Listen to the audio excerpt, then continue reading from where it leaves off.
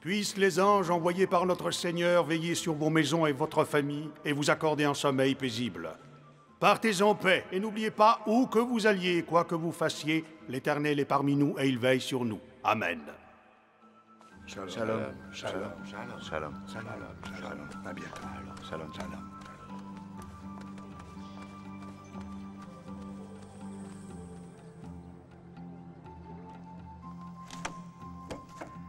Hein? Ah, c'est toi, Jésus, fils du charpentier. Que fais-tu encore là? Oui, je crois savoir ce que tu veux.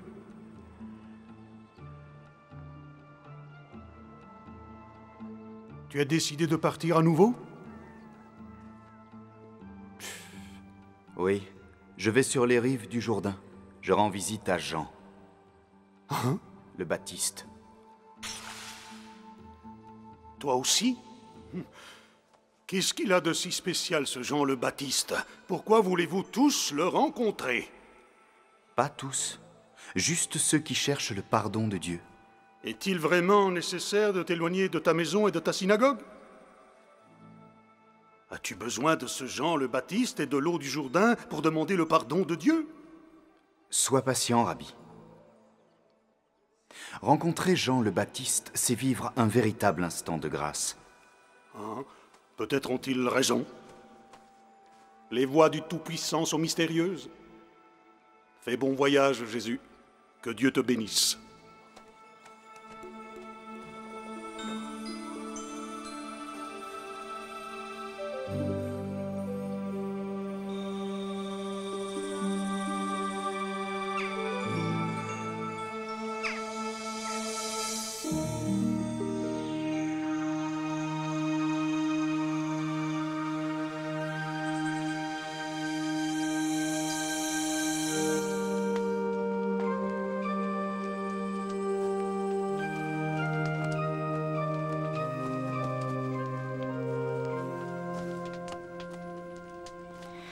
Prends bien soin de toi.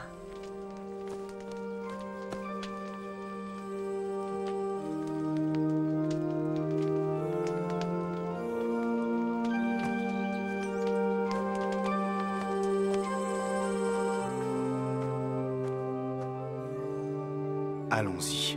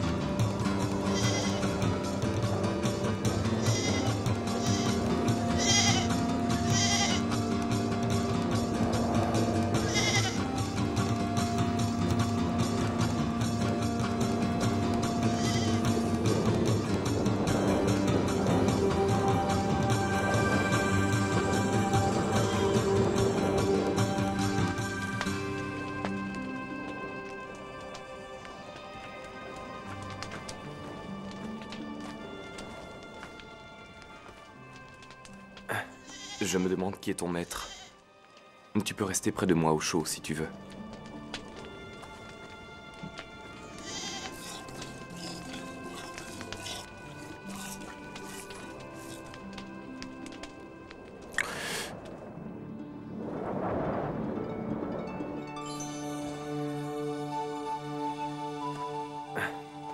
Le vent s'est enfin calmé.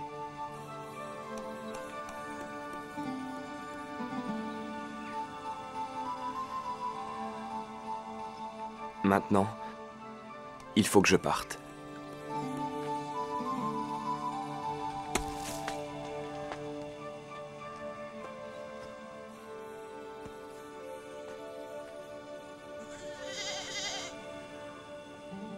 Oh, pardon, j'avais oublié que j'avais un invité.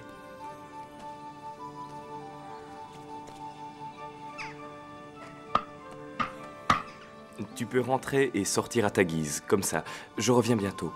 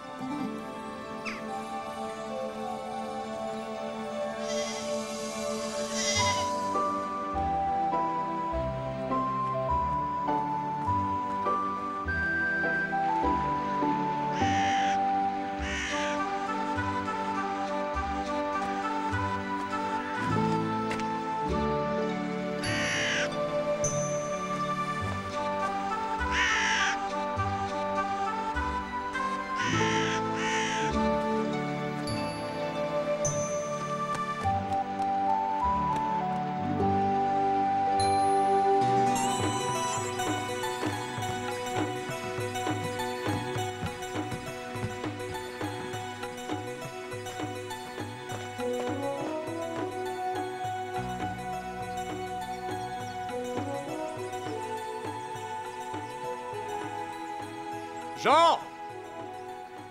André! Ils t'attendent depuis ce matin. Ils ont fait un long voyage pour venir te voir. Il y avait une tempête là-haut. C'était quasi impossible de descendre sans finir au fond d'un ravin.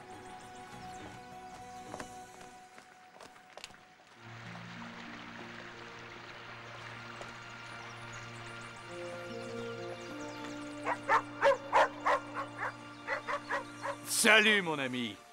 Que fais-tu par ici tout seul?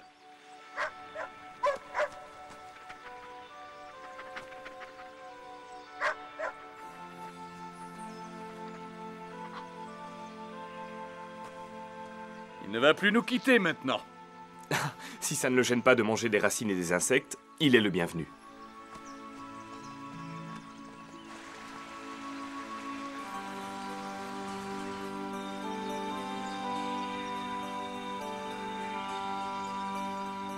Le voilà, c'est lui.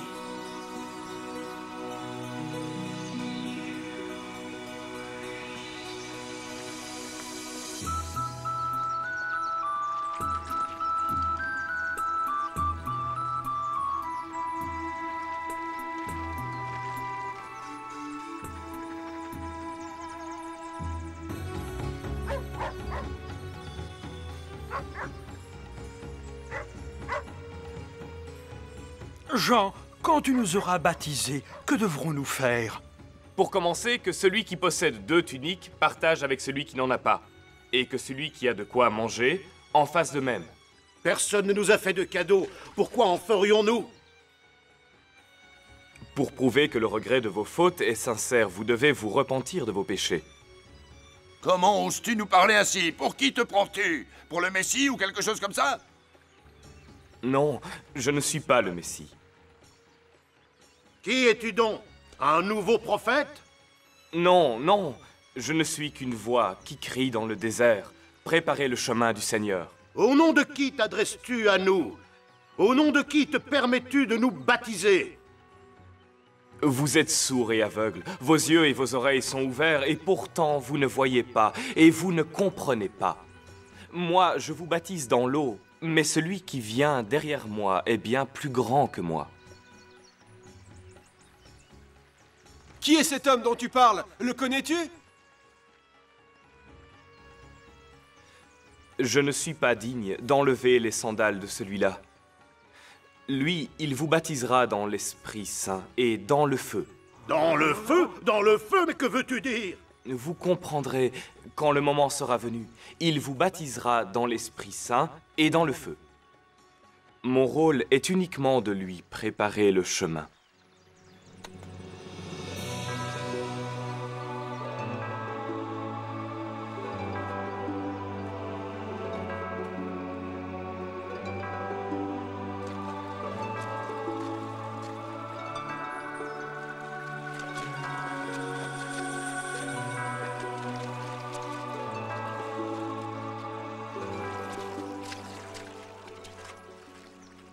Ah ben...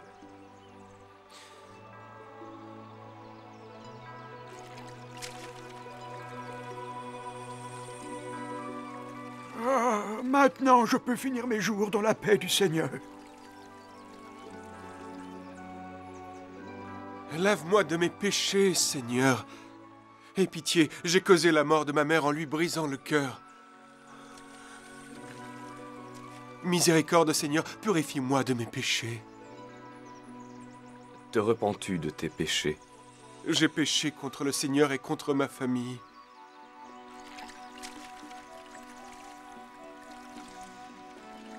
Le Seigneur sera miséricordieux, repens-toi et change ta vie et ton cœur. Que faisons-nous? Devons-nous suivre les autres? Je n'ai aucunement l'intention de donner ma tunique à qui que ce soit, ni de faire don de tous mes biens aux pauvres. Tout ça, tu n'es pas obligé de le lui avouer, non? Il suffit qu'il nous baptise et nous serons sauvés. Ouais. Allons-y, rejoignons-les. Après tout, ce n'est que de l'eau.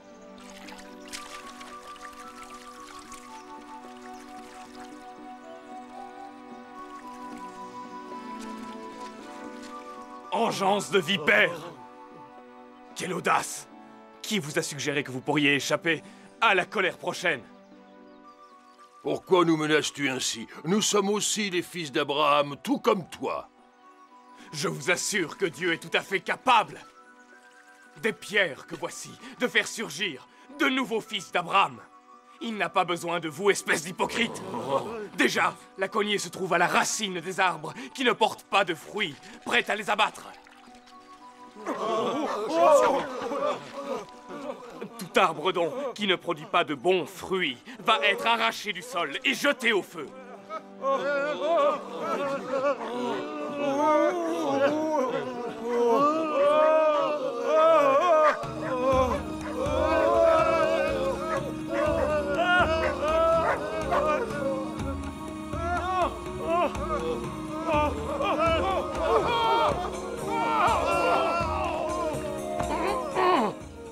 Et là, qu'y a-t-il? Il y a un fou furieux là-bas qui veut nous faire abandonner la moitié de nos biens et menace de nous jeter dans le feu si nous refusons. Hein?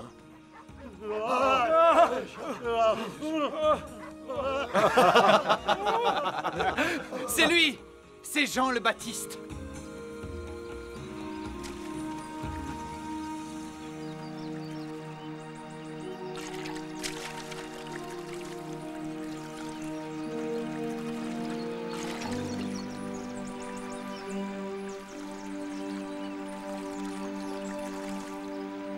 Aujourd'hui, le Seigneur m'a béni.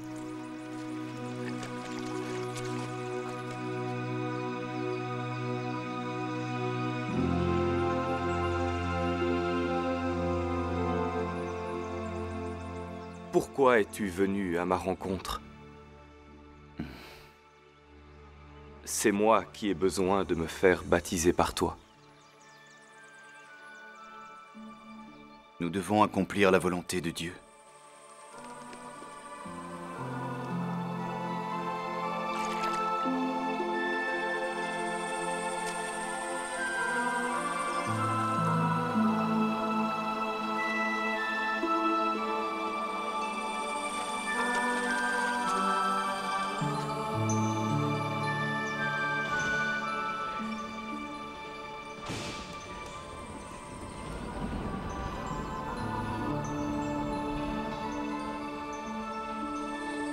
Celui-ci est mon fils bien-aimé, qui a toute ma faveur.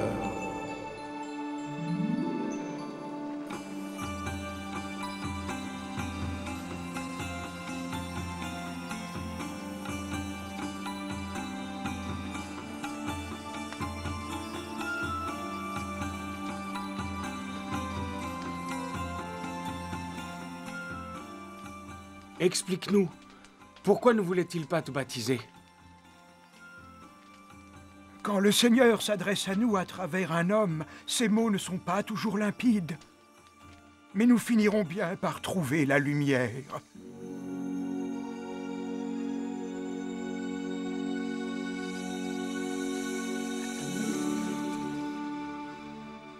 Qui était cet homme que tu craignais de baptiser? J'ignore qui il était. Mais Dieu m'a dit, tu verras l'Esprit descendre des cieux et se poser sur un homme. Ce sera cet homme qui te baptisera dans l'Esprit Saint. Eh bien? J'ai vu l'Esprit Saint descendre sur lui et je peux vous affirmer que Jésus de Nazareth est le Fils de Dieu. Pourquoi ne l'as-tu pas suivi? Parce que Dieu m'a envoyé avant lui pour lui ouvrir la voie. Je ne suis pas le Messie. C'est Jésus qui jouera le premier rôle. Moi, je vais m'effacer. Que va-t-il advenir de nous? Il faut que nous vérifions s'il s'agit bien de lui.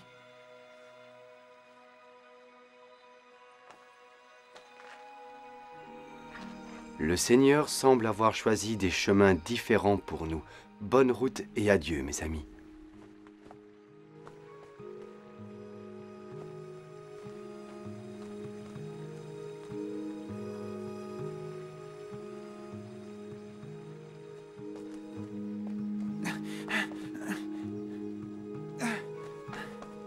Avez-vous vu passer 5 hommes?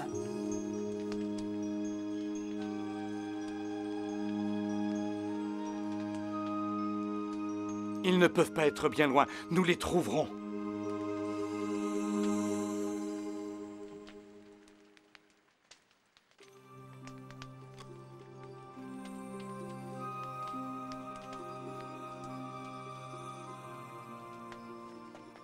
Rentres-tu à Nazareth avec nous? Non, je ne rentre pas avec vous demain. Le moment est venu pour moi d'écouter mon Père. Où vas-tu donc aller? Je vais me rendre dans le désert de Judée pour méditer en silence.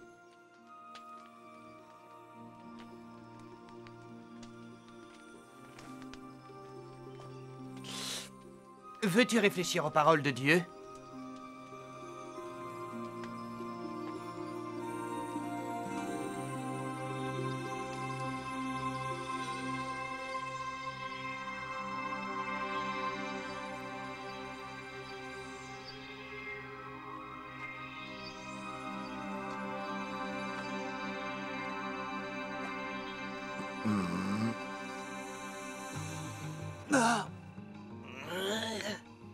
Où est-il passé?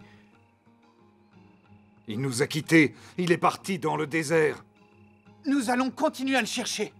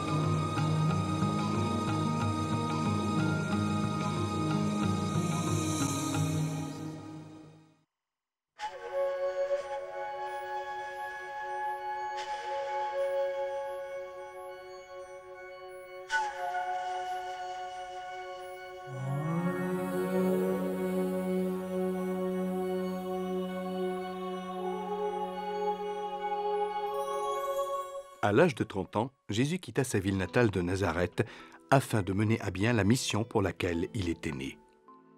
Peu après avoir débuté son périple, sa route croisa celle de son cousin Jean, le fils d'Élisabeth, envoyé par Dieu pour lui préparer le chemin pour sa mission. Pour ce faire, Jean proclamait un baptême de conversion pour le pardon des péchés. Il exhortait chacun à se repentir. Et ce, afin de se laver symboliquement de ses péchés et de prouver son respect pour la loi de Moïse. De là vient le surnom de Jean, le Baptiste. Le mot baptême vient du terme grec bapto, qui signifie immerger, laver et purifier. Le rituel suivi par Jean consiste à immerger les gens dans l'eau, tout en priant Dieu de bien vouloir accepter le désir de purification du baptisé.